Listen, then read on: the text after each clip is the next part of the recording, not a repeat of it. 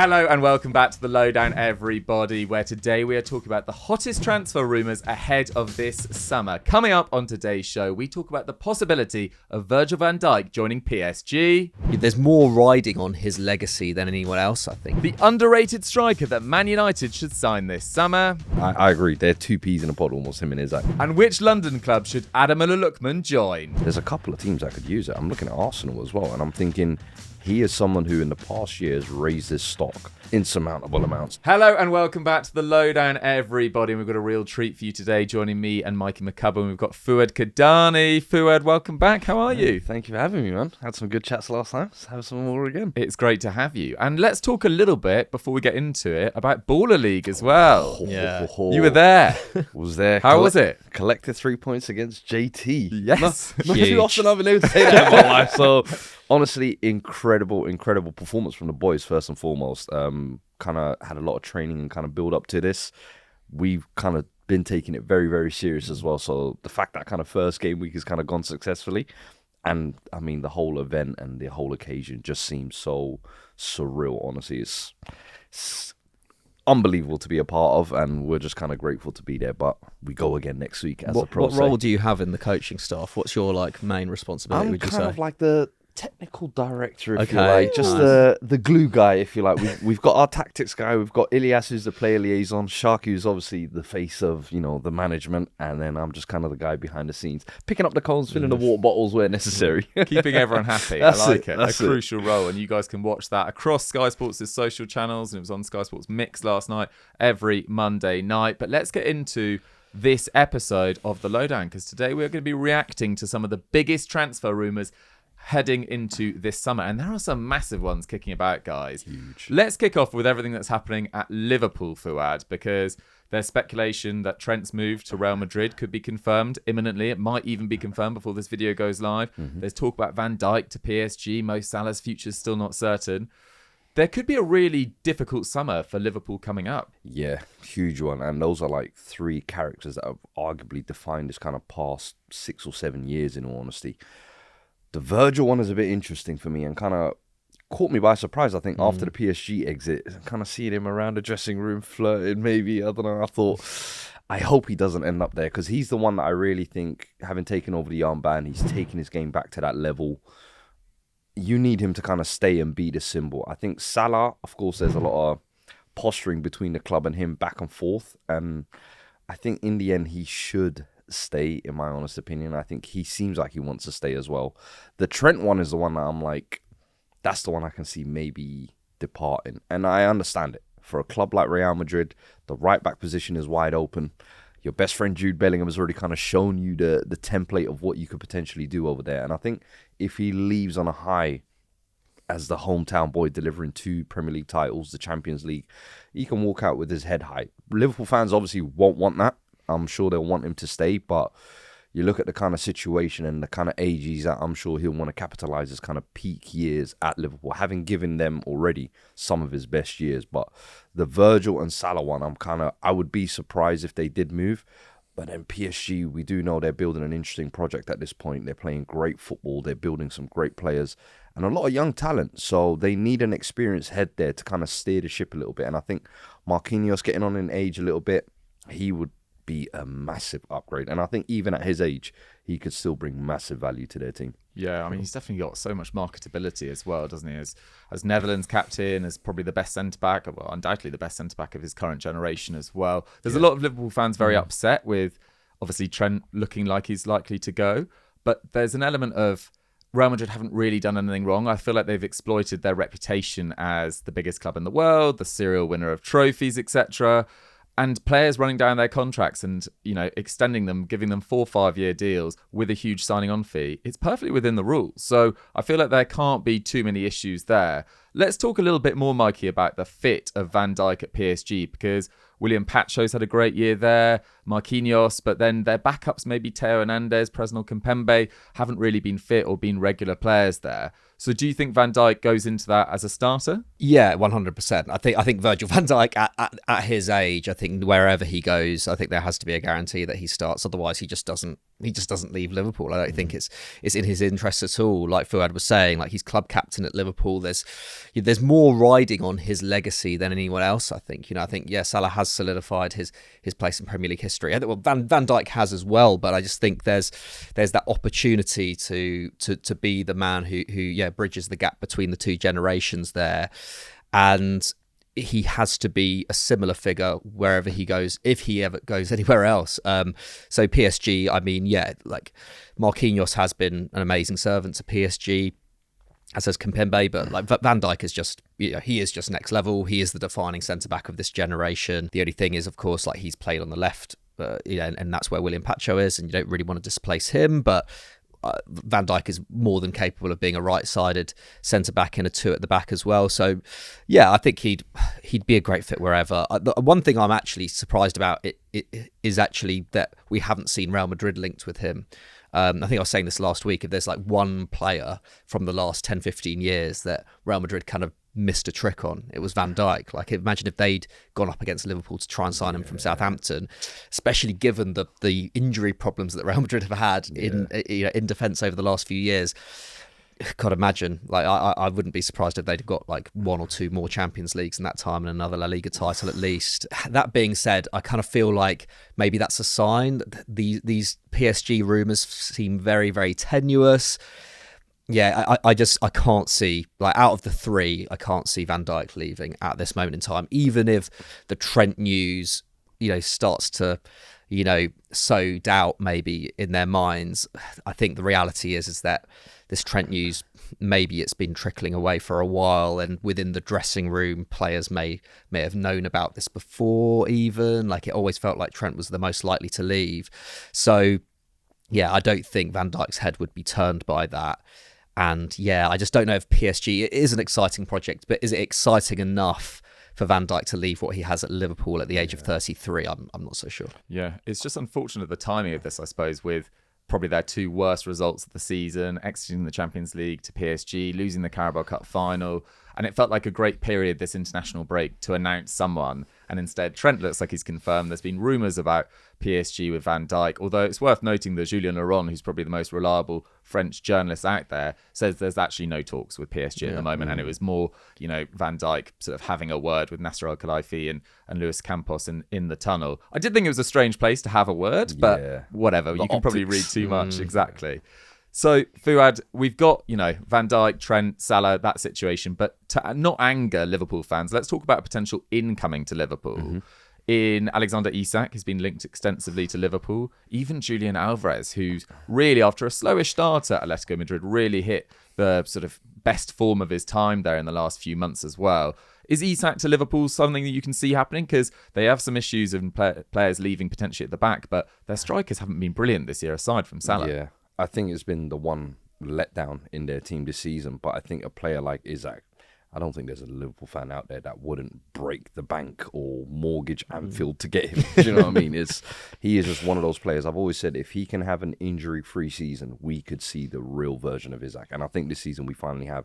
My only concern with him would be, now having won the Carabao Cup with Newcastle, would Newcastle dig their heels in a little bit more? Would they want to maybe start building something at that club in particular with guys like Tonali, with guys like Bruno? They've got a nice little core there that I think they could build on top of and maybe kind of pay him to be the crowning piece within that. That could make it harder for Liverpool. But if I was Liverpool, I would do everything in my power, especially with the likes of Salah, his future up in the air. That just kind of guarantees you an attack at least for next season. And I think he is one of those players that add him into what they currently have, they could take over for the next 2-3 years. Yeah. So he's a scary player. The potential, I still don't think he's fully hit his final form as well. And listen, if Liverpool do get him, I would go for him ahead of Alvarez all day, in my opinion. I think Alvarez is a great player, but I think he's a great player for the team he's in now. Atletico Madrid is almost like cut from the same cloth as him. Yeah, absolutely like for like. They match each other, two peas in a pod. Isak, I feel like, could be a tough get for them, but that is the one that's going to set their legacy for the next couple of years, in my opinion. I don't even think he'd be that much more. I mean, I know like he would be like if he does leave Newcastle, which it still feels unlikely at this point, but he would be the most expensive transfer of the summer, wouldn't he? But then if you want to get Alvarez out of Atletico Madrid, what did they pay 80 million euros? Like you'd still have to pay a huge fee for him. And yeah, I think he's a better fit. I think, you mentioned about Salah there, like even if he stays, like how long can Salah keep it up for? Maybe he can keep it up for another 2-3 years, who knows? But you do need that air there, and what sets Salah apart is his ability to just win games on his own, and Isak can do that, can't he?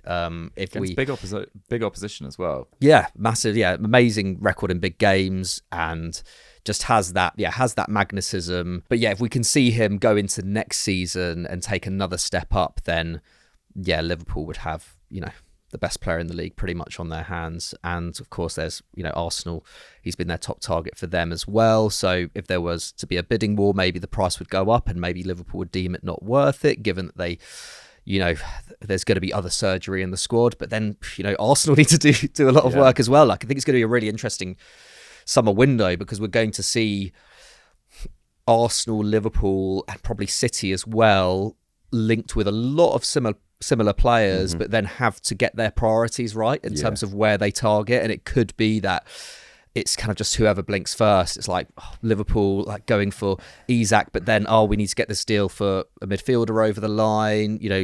Arsenal, it could be something similar. I wonder where City are going to strengthen. I know they've done a lot in January in terms of the centre backs and Nico Gonzalez, but I think they're still going to be going for at least one more midfielder as well, potentially a winger. So yeah, it's going to be really, really interesting in that sense. But like I know we've had a DD to address it, like Newcastle fans online in particular, getting very, very irritated with all the Isak talk. But I just don't think it can be out of the realms of possibility, especially if Newcastle don't qualify for the Champions League. I think if they qualify for the Champions League, then that's a really good, that's a really good benchmark of where the club is at, and a lot more convincing for a player like Isak to be like, yeah, okay, this is going somewhere. We're improving year on year. But if they don't, it's another year out of the Champions League for one of the best players in Europe. Although I do think going into the Europa League for Newcastle as a club, going for that trophy next after the Carabao almost seems like a natural progression. And for him to be a part of that legacy, I think he could also see himself playing a role within that. I think the one thing with Isak, though, is like, I think you touched on it there. There's very few strikers who are able to do what he can do. He can almost occupy a back four by himself. We've seen him take Saliba and Gabriel to the cleaners. We've seen him take the City defenders. Every big pairing, quote unquote, he single-handedly kind of dealt with them. And I just think that's the type of player you absolutely break the bank for. I know there's kind of injury worries there or whatever, but Newcastle aren't going to give him up cheaply. And I think with Liverpool, the one thing they've always been able to do over the previous summers is spend smart, spend well. Whether that's get McAllister for 30 mil, whether that's get Gravenberch for a good fee, Salah for a good fee. And even in hindsight, we're looking at Van Dijk, worth every damn penny. Do you know what I mean? And I'm looking at this and I'm thinking, this might be the one time you have to pull your finger out and just say, you know what, we're going to break the bank. Let's splash the cash. And they didn't spend much in January. And I think that was season, huh? And I think that was with an eye to maybe, in the summer, let's go big. And last year, they only got Chiesa. You owe the Liverpool fans something. What better gift than, and before the window even opens, Alexander Isak in a Liverpool shirt. Now, I know Newcastle fans might kill me now. Just imagine. We won't clip that out, by the way. We won't clip that out because that would be too much abuse from that, I think, in the comments. But no, it's a fair comment. But the difficulty is that Trent, Salah, Van Dijk will be they'll be looking at who they're about to bring in, but they won't know until 1st of July is when the window officially opens, etc. But in terms of Newcastle's finances, it was quite interesting reading a Guardian article a couple of days ago, which was published in January, which said that Newcastle have lost £155 million over the last 3 years. Now, the PSR limit's 105, so they're over it, but that doesn't factor in the amount they've spent on women's football, the academy, and their charity foundation, which are all those things that you're allowed to overspend for. So apparently they are just under the limit, but it does feel like they will need to sell a star, which is why Sky and many other publications and places are talking about the fact that it could be Isak. But if it was down to me, I would 100% rather sell Bruno Guimaraes than Isak. Isak is so much more irreplaceable than Bruno Guimaraes, who's an excellent player, but you can find 6-8 sort of hybrids out there. Isak's almost so unique that I'd really fight tooth and nail to keep him. And at a time when Darwin Nunez and Diogo Jota have had difficult seasons, we'll get on to Luis Diaz shortly as well. Signing a superstar forward at peak age, unlike Salah, who is, brilliant, but is getting on a bit, would be such a sensational move for Liverpool. So let's see what happens there. Next up, let's talk about Ademola Lookman to Chelsea. Now, Fuad, Chelsea's campaign is really teetering on a knife edge since Nicholas Jackson got injured, and Kunku's had a really difficult time there as a 9 in particular.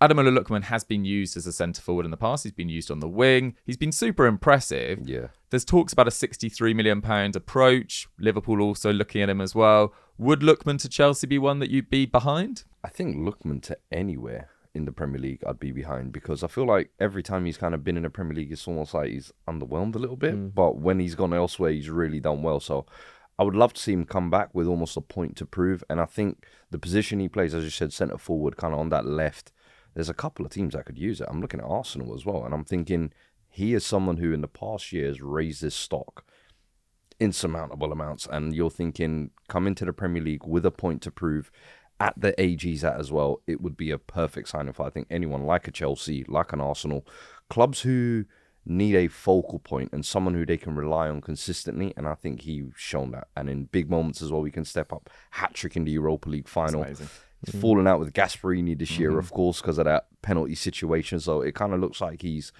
pretty much confirmed out the door.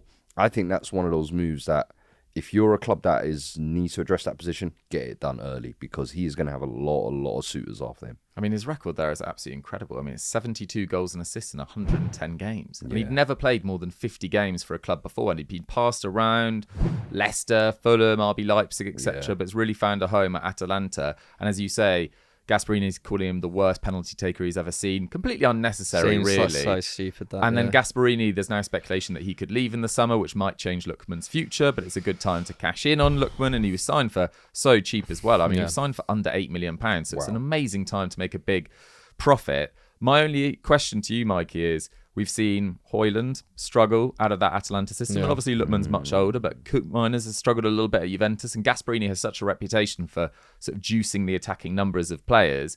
Do you think he translates that to a Premier League club? Yeah, I think it's difficult. It totally depends on the price. Like, he's 27 years old.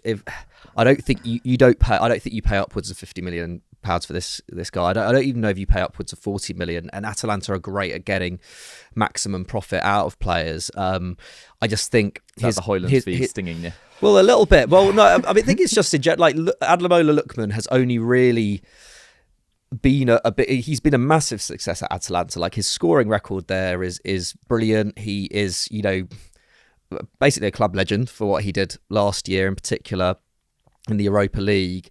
And I just think nowhere else has he properly thrived. Like, I think, was it that first stint at Leipzig where he did all right, and then the second one not so much. That spell at Everton, like, was quite promising, but yeah, he's never looked at home in the Premier League.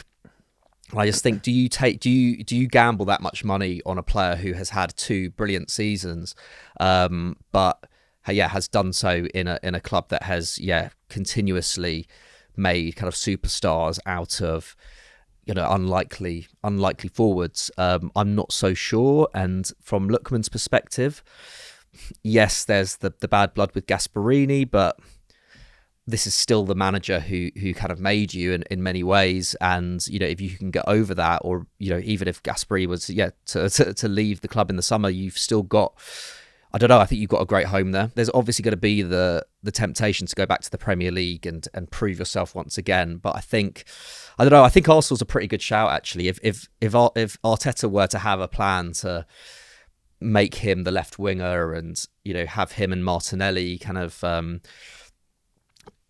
fill in for each other, and like then maybe that's it. And Arteta is famously pretty good at convincing players of his project. That could be cool, but I mean, I would go nowhere near Chelsea. Like, given the record with wingers in recent seasons, I just think if you're a winger, I mean, I think if you're a forward going to Chelsea, you have no idea really what where you're going to stand at that club. You don't know which manager is going to be in charge next season at this point.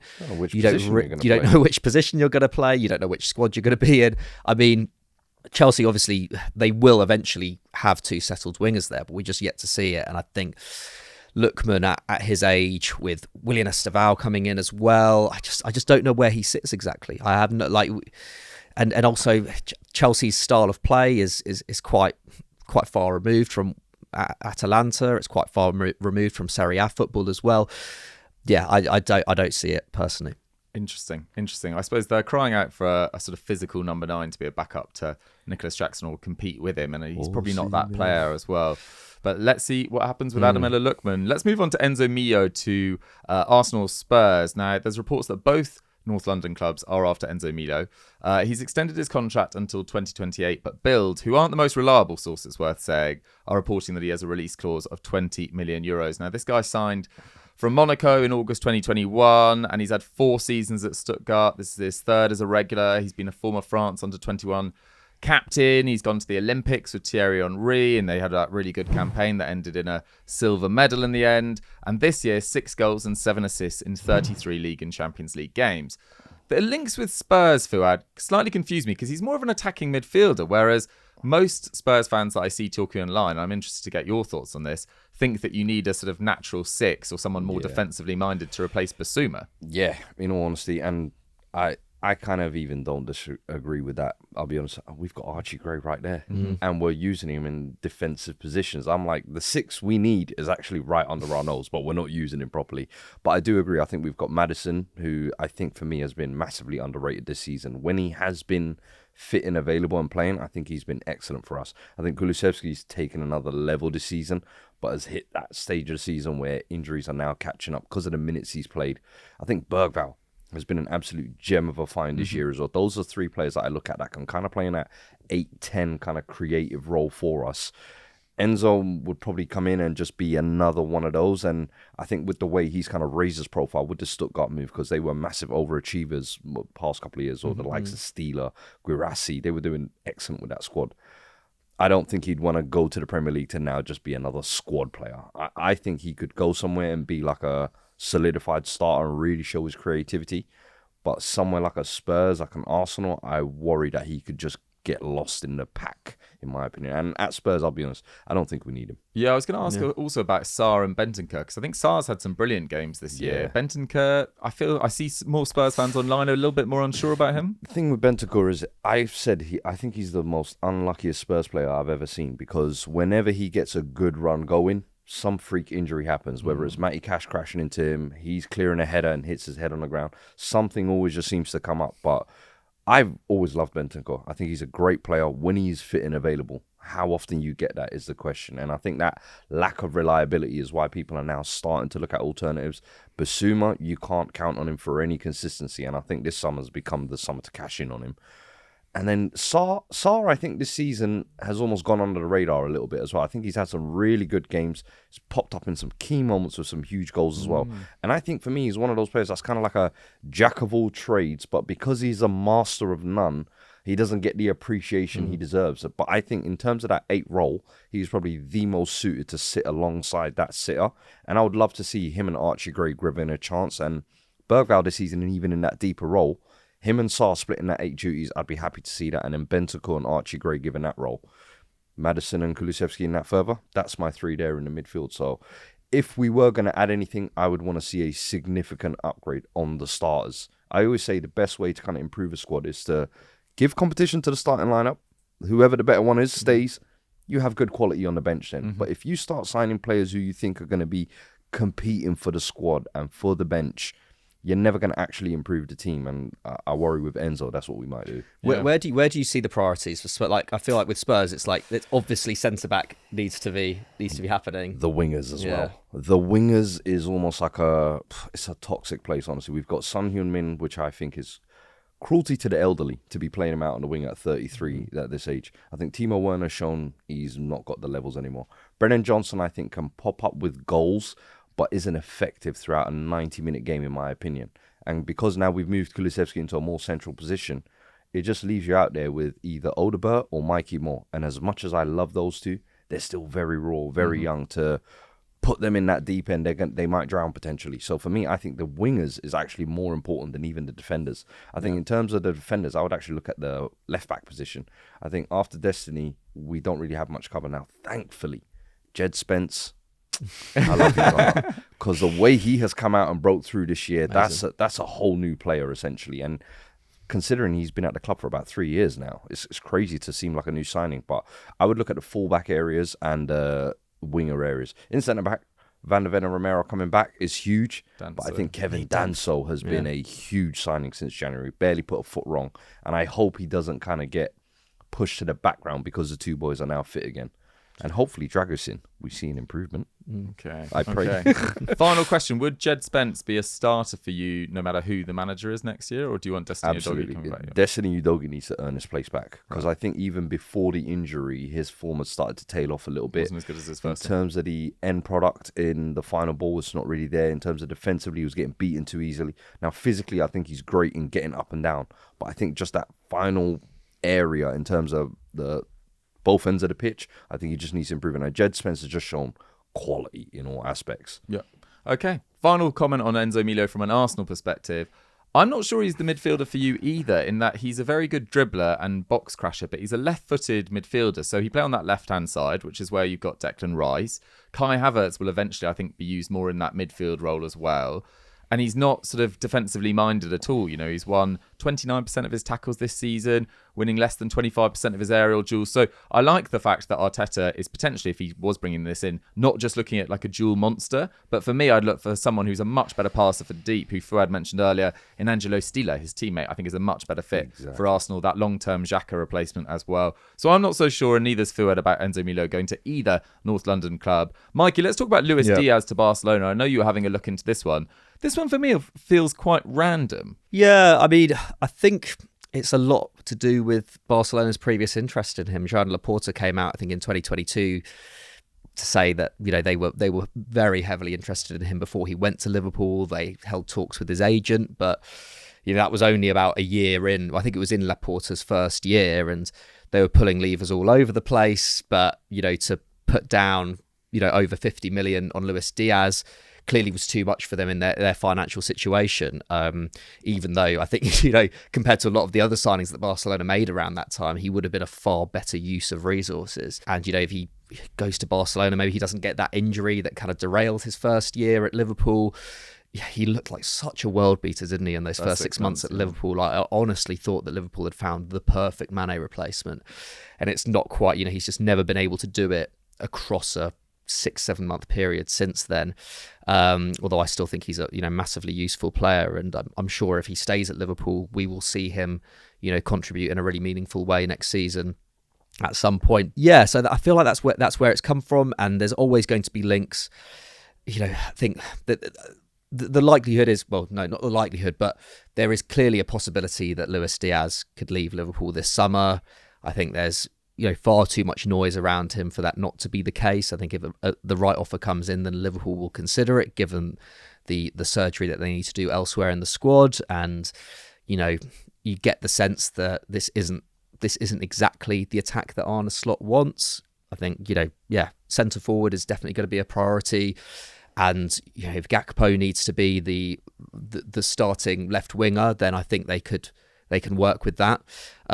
So yeah, Diaz certainly isn't untouchable in that sense. And I guess, you know, Barcelona's one of the few clubs who could feasibly afford him in Europe if they're able to get their finances in check. But I'm not even sure that they would. I don't know what they'd need to do, or, you know, and also it's just not a priority position as well. Rafinha's been arguably the best player in La Liga this season on the left. Dani Olmo can play there as well. Even Lamine Yamal, if needed, could play there. And you also don't know, you know, who's going to be the next star to come out of La Masia as well. And he's 28 years old, Luis Diaz. So, I mean, it doesn't really add up for me. I think it's partly because, yeah, they're the only club who have been linked with him in the past out of the big guns in Europe, and otherwise it's Saudi. Like that's the kind of sad reality of it, is that if you're a top Premier League player and you want to move to a top European club, it's basically Bayern, PSG, Barcelona, and Real Madrid who'll be able to afford you, or it's Saudi. Yeah, so it's a difficult one with Diaz. And yeah, for Barcelona, it just doesn't seem like a massive fit. I think Rafinha has like beats Luis Diaz in every key metric this season, I think, aside from dribbles into the box. And Barcelona don't necessarily need, to have someone who's just slightly better than Rafinha dribble-wise. I guess like what you get with Luis Diaz is more of the ability to cut inside on his right foot, Rafinha being a left footer, but that's not a problem. Like Rafinha's two-footed enough, I think. And yeah, it's just not really where their priorities lie. I think they need to, find that, the long-term heir to Robert Lewandowski. I think they probably need to shore up the defence a little bit. There's just little tweaks that Barcelona need. I don't see why signing a 28-year-old attacker should be in there. Was randomly linked with Man City last year as well. It was, yeah. And I was like, why do these Luis Diaz rumours always come out of nowhere? I've never got the deal with Luis Diaz. I've always thought he's a player that looks busy, looks great on the eye, but very rarely kind of consistently delivers that end product. And I think what you said there, since that injury, he just hasn't been able to find that rhythm again. And how many times do you keep on retrying, especially when, as a Liverpool fans, they've lived through the Mane years. And I think now they almost look back at that and think, wow, we had it good. Yeah, so it's an interesting one. Yeah. I mean, he had that injury and then last year had that kidnapping situation with his dad. But this was like a really clean season for him. Liverpool, top of the league, best side in the league by a distance. And he goes off pretty strong in like September, October time. But I think it's 1 goal in his last 18 in all competitions. Not nearly enough. And Diogo Jota's form's been similar, so is Darwin Nunez, and yet it's Mo Salah that takes all the flack after not scoring in 2 games. It drives me absolutely nuts. Anyway, I'm equally confused by Luis Diaz to Barcelona. I think they can do personally a bit better. Let's talk about Man United and Hugo Ekitike. Now, this is interesting because Hugo Ekitike was nearly the Alexander Isak. He was supposed to join Newcastle that summer. He then chooses to join PSG from Reims instead of Newcastle. And, PSG doesn't work out. It's very difficult for young players at PSG, and particularly in that time as well. But now at Eintracht Frankfurt has absolutely excelled. And instead, Newcastle used that money to sign Alexander Isak. So their futures are quite tied into each other as well. But Mikey, you were having a look at this earlier, and Ekitike is a Man United fan. Yeah. Is there any chance that he swaps Eintracht Frankfurt, who could be playing in the Champions League, for Man United? I think he probably would, but it's whether Man United could afford whatever Frankfurt are going to charge. It seems that recent reports suggest that he is likely to leave in the summer. Frankfurt, of course, very, very good at getting rid of players at the right time. And yeah, if they can get, I don't know, it's saying that they could charge up to 80 million euros. I think in a summer where we could see Gyökeres and Osimhen go for less than that, I feel like their negotiating position won't be so good, and the fact that United just aren't going to pay that kind of money.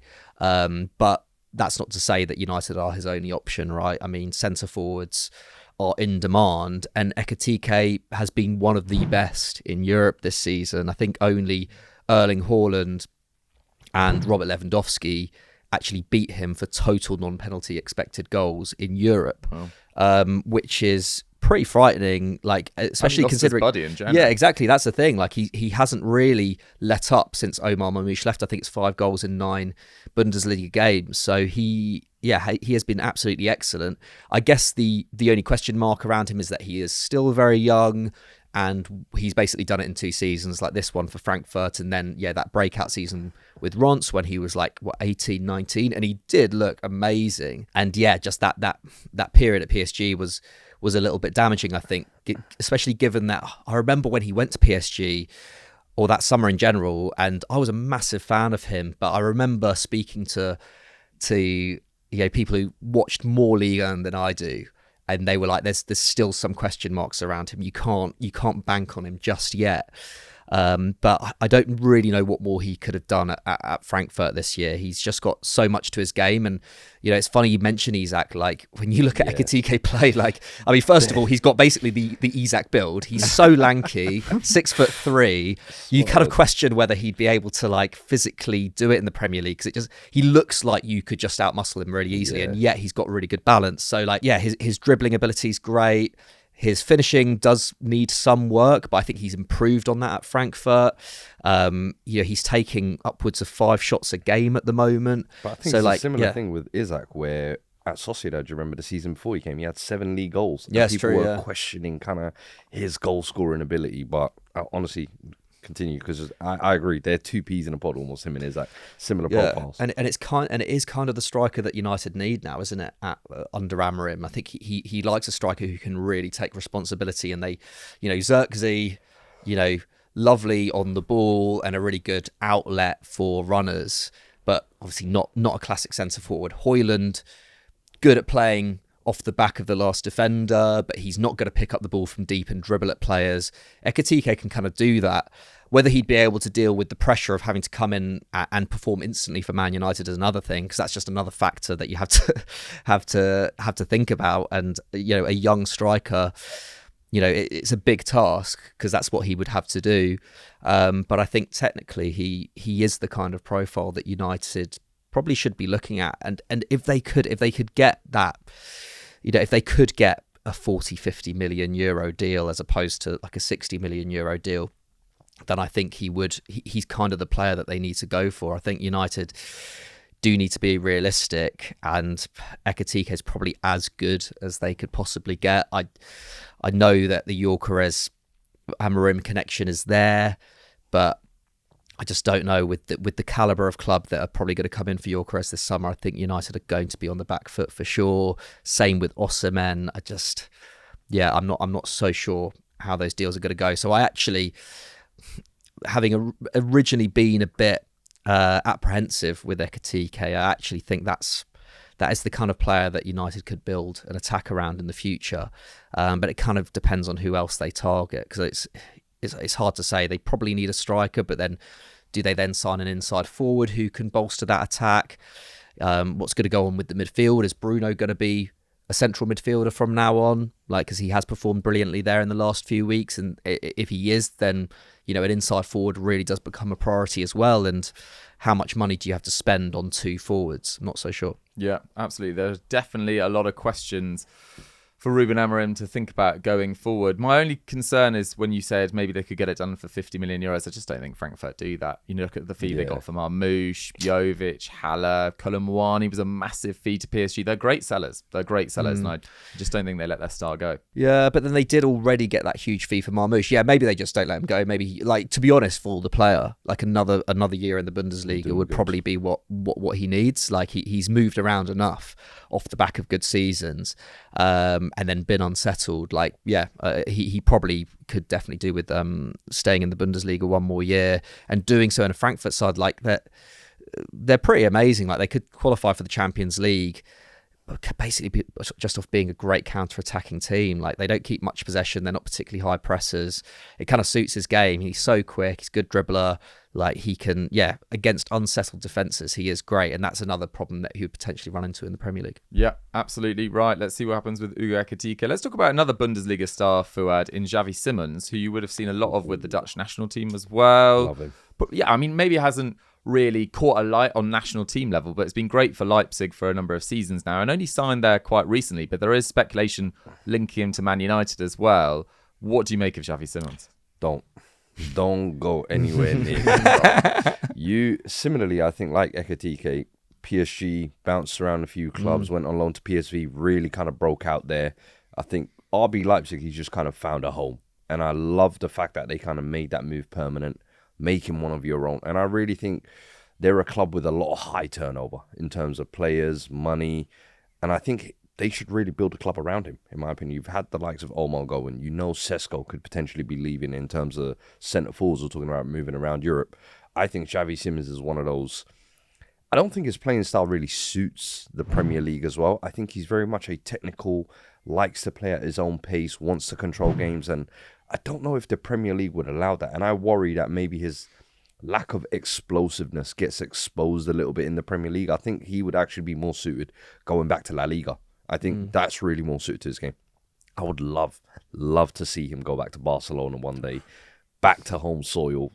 Imagine seeing the pictures of him as a kid with the armband. All of a sudden now and especially with them going through this kind of La Masia resurgence. I'm like, hey, that was your captain, Pedri, and all these other, Yamal and all these guys coming through. They were looking up to him once upon a time. So I think the United move, as you said, financially, they're not in a situation where they can bulldoze people in the summer. I think there will have to be smart signings. I think Xavi Simons, to me, you're going to be paying through the nose because I think they paid 70 million for him, and you're already how much in debt in terms of previous transfers that you owe.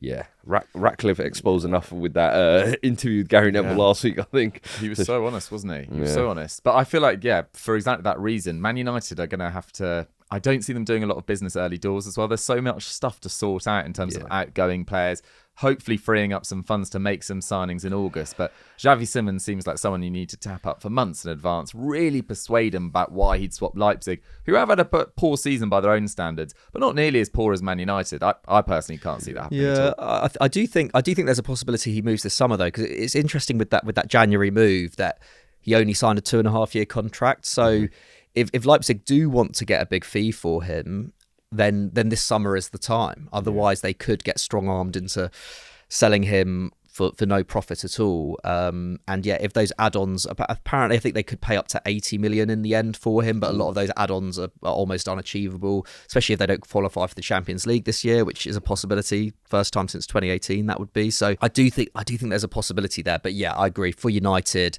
although I think he could be a potential ideal left inside forward for them, the fee would have to be astronomical, wouldn't it? But yeah, Barcelona is an interesting shout. I would take, if they're going to spend that kind of money on a forward who's not a striker, then Xavi Simons is exactly the kind of person they should be looking at. Absolutely. Right, we've got about 15 minutes left of the show, so let's do a couple of sort of more quick-fire ones. Joao Gomes is someone that's been linked to Spurs, Fuad, from Wolves.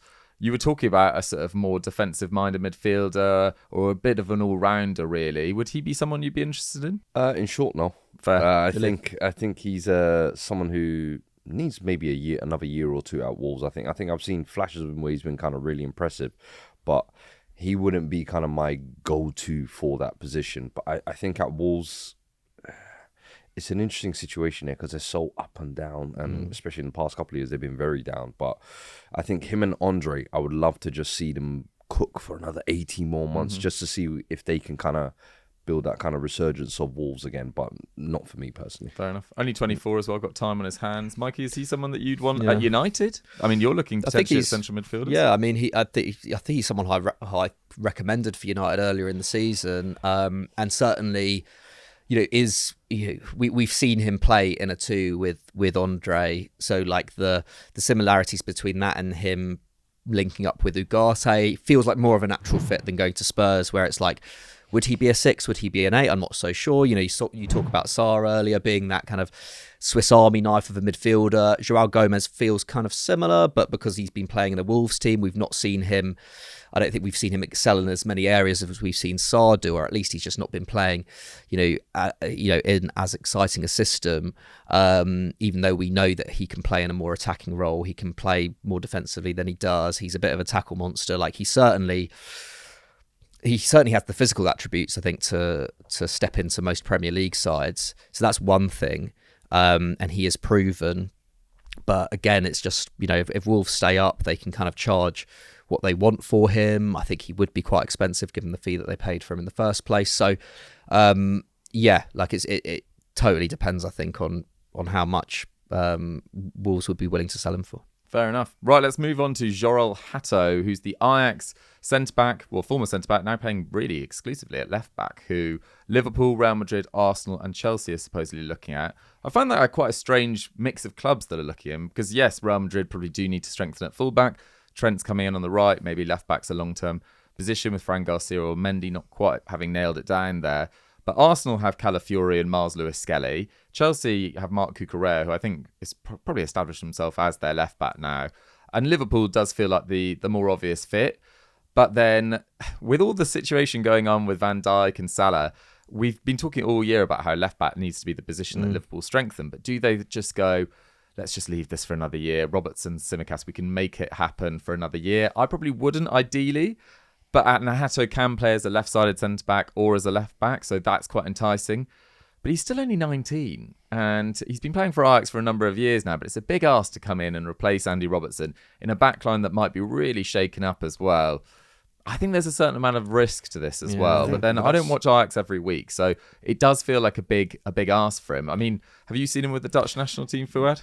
Well, I mean, he had a bit of a shocker the other day, to be fair, but still very young, still learning his trade. But I think there's so much potential in this kid, and I think you do bring him in this summer. I think almost like an understudy to Robertson, but then also as a long-term potential successor to Van Dijk. And I would almost say, look, here's big bro, take him under your wing, teach him the ropes. And I think he could solve almost two positions at once. I've said, I think the Liverpool left-back position, Milos Kerkez. Yeah, man. If you do not go and get that there, it's a gift horse looking you in the mouth. And I think Kerkez, Hato, that would be a great left side for the next decade, if you like. But I think Joao, Hato, you bring him in, you just kind of solve two issues at once. I don't know if Bournemouth do qualify for Europe. They might not be willing to let Kerkez go, and that fee might go up a little bit. And as we said, Isak might be the priority this summer. I think Hato is the prototypical Liverpool type of signing that they can beat the market, get there early, announce him early, and I think he would definitely want to play for Liverpool, in my opinion. Of all those clubs, that's probably maybe the easiest pathway he could see. To get into the first team, for sure. And Ajax don't sell for crazy fees either, so let's see what happens there. There are reports, Mikey, linking Ryan Cherki as a Salah replacement at Liverpool. Ryan Cherki is one of my favourite players to watch in the world. I think he's so exciting.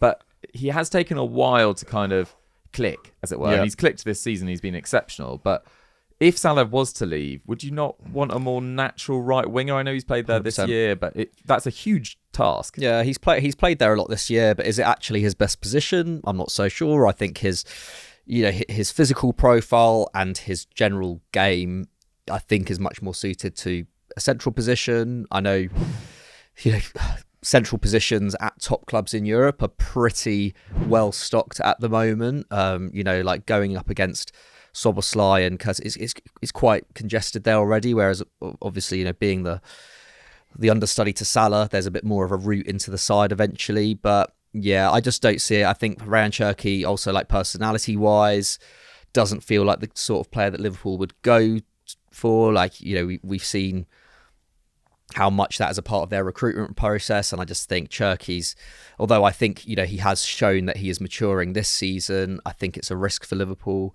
to put their eggs in the Cherki basket. So yeah, I couldn't really see it. But like, there is a bargain to be had there, to be fair, with Lyon having to sell players. So like, I think, yeah, there'll be clubs coming in for him, but I just think where Liverpool are at the moment, if they're signing attackers, they need to be players who can really produce in the next 2 years and almost become leaders in that side as well. And I just don't think Cherki's quite there yet. I see, like you were saying, like that Dortmund interest in him in January. I much more see him going to a club like that, where there's a little bit less pressure to become a talismanic figure. Cherki strikes me as the perfect signing, I'll be honest, as Newcastle. If they want to go that next level and build on this League Cup, if the big boys are too scared and thinking that's too much of a gamble, and I think even in terms of his output, in terms of goals and assists, I think maybe some of the clubs might think, he will come and be a squad filler and kind of fill in various positions. But I think his next move needs to be almost like a big fish in a small pond. And I think he needs to go and get that consistency and that kind of elevation in his game. And I think, as you said, Dortmund thrives on that. And I think Newcastle, you almost get the added benefit of it's in the Premier League. So you can kind of showcase your skill there. But then also they're building an interesting project there. You can kind of go and be the little bit of magic and kind of X factor. Yeah, because Newcastle fans would love him as well. Like, he's such an entertainer. Absolutely. Think of how they drew to St. Maximin over the past couple of years, and when he went, he comes in and takes that mantle straight away. My one worry is, does he do the defensive work that Eddie Howe demands? Like, that would be my one question. I mean, Ben Arthur got away with it for a few years. He's the new version. Yeah, I mean, the fact we've talked about them needing to sign a right winger for this long. I mean, Murphy's been great this year, and also their midfielders are all quite similar. Having an attacking midfielder like Cherki would be a great fit. So I like that from Fuad. Jobe Bellingham has been linked to Man United. And like Fuad, talking about Xavi Simons, I just really don't want to see this happen. I really, really don't want to see this happen. I love Jobe Bellingham, but to be honest, I don't think he's quite ready for the amount of pressure that comes with being a starting midfielder, I assume, if you go to Man United, alongside maybe Mainu or Ugarte. And he's much more dynamic than Ugarte and has some defensive instincts as well. But for me, he's been linked to Crystal Palace over the last 18 months. I'd way prefer to see that. I just think Jobe Bellingham is a seriously exciting talent.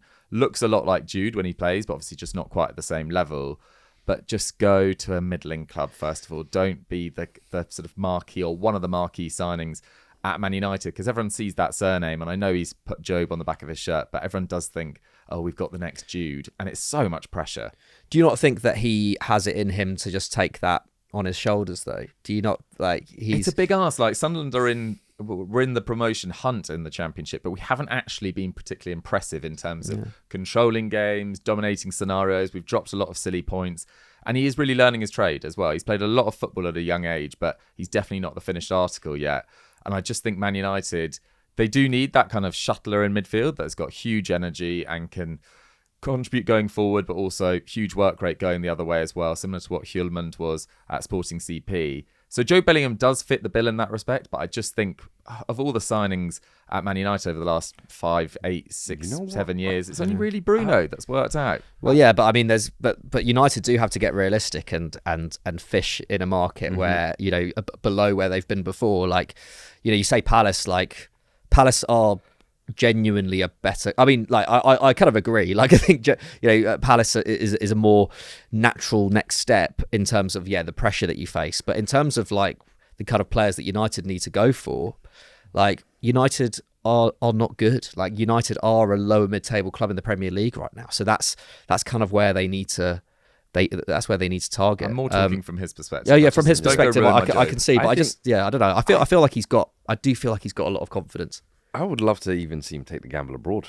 Take a page out of your brother's book. Why not even go Dortmund? Go and see what they've done for him. And I think that's almost like a perfect next step. You go into a top league, you go into a club that's competing for European spots, maybe not even in the Champions League next year. It could be a Europa League, so it's another significant step. I just think sometimes that jump from the Championship to the Premier League, we've seen so many players do it, Elise, Eze, Bowen, and they've taken that to like a duck to water. I think he's going to be the next one off the conveyor belt. And I was saying in January, Spurs would be smart to kind of jump the queue there. But I kind of didn't know where we would fit him in. I think at United, there is definitely a role there for him. And I do think they do need to get smart about their signings in terms of beating teams like Palace to the market. Palace signed Elise for 8 million. And now he's at Bayern Munich wrecking the world. And I'm thinking, we just let that happen. And time and time again, big teams wait for someone else to get to that punch. And I think big clubs need to start switching on and realise there's serious talent in the Championship. But I think, as you say, this is his kind of first season, I think, really taking that mantle and showing his true colours. I don't want to see him ruin himself at United. Go to a Dortmund.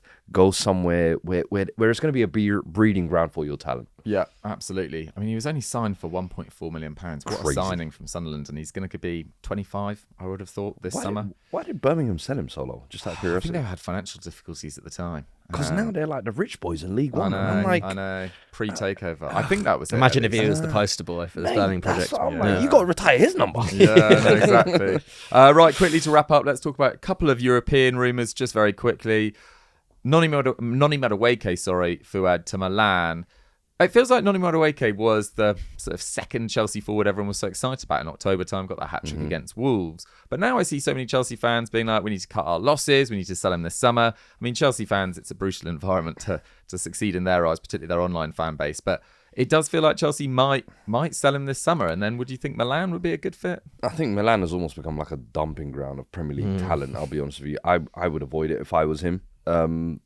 It's a weird one with Noni because I actually rate him. I think he's almost like a old school winger where he's very direct. Every time he gets the ball, his first thought is, how can I beat this man? How can I get to the byline? And I don't think we see too many wingers like that. I think in terms of his end product, maybe it's a little bit inconsistent. And that's where the frustration comes from Chelsea fan. Because one game you can get a hat-trick and the next game you might miss a hat-trick of sitters. So I understand the frustrations a little bit, but I still think... Spurs?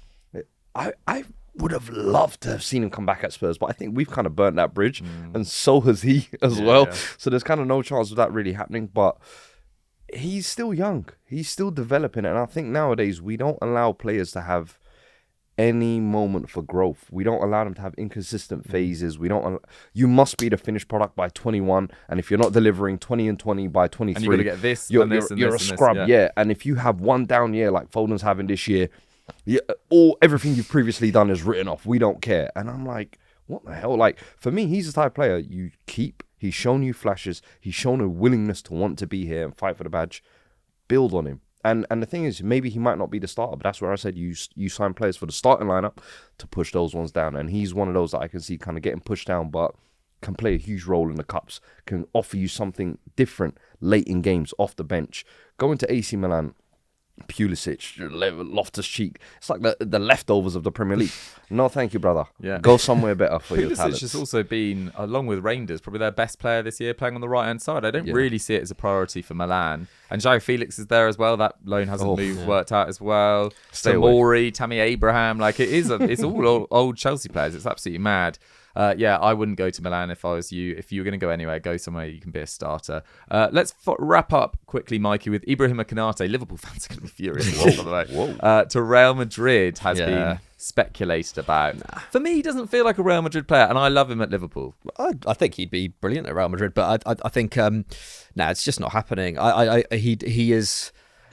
He is kind of the antithesis of a Real Madrid signing. He's a centre-back who's had injury problems over the last few years. Like, Real Madrid do not need that. And he's approaching his peak age, but he would cost a lot of money. It just doesn't feel right at all. Like, Dean Huijsen's on the market this summer, and has been linked to Real Madrid. Like, perhaps West Spain. I think that's going to happen. Like, honestly, and I think he's the kind of perfect profile that they need. They need to spend a lot to get Konate out of Liverpool. Like, I think Liverpool ideally keep Van Dijk and Konate this summer, and allow, get like a Hato in, get, young players, future-proof that defence without tearing it apart. It doesn't work for me at Real Madrid, or at least, it's just not the kind of profile that Real Madrid go for. Like, they pretty much either go for young South American talent, or they go for experience, but on a free. Like, Van Dijk would make a lot more sense, as I was saying earlier. I don't see it. But as a technical fit, like, Konate would be brilliant for Real Madrid. But Huijsen's coming out saying Ramos is his favourite all-time defender as well. So smart move. Smart move, Dean. Good way to line it up. Yeah. I mean, Eder Militao, has missed 48 games this year. He's missed 48 games last year, back-to-back ACL injuries. Alaba as well. Alaba's, getting a lot of injury issues. So is Rudiger. They've had to rely on Asensio, who's done pretty well, or Tchouameni as their centre-back options. They need someone that's going to stay fully fit. And so I agree with you on that perspective. He's also...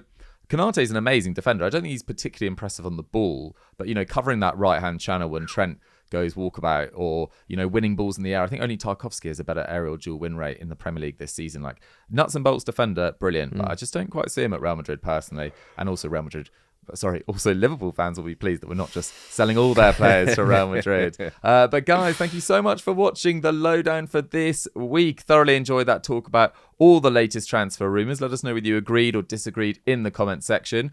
Fuad, if these guys want to watch more of your content, where should they come and find you? FCM Podcast, SDS Podcast. You'll always catch me there every week. He's there all the time, guys. Thank you so much for watching. We'll catch you next week. Bye-bye.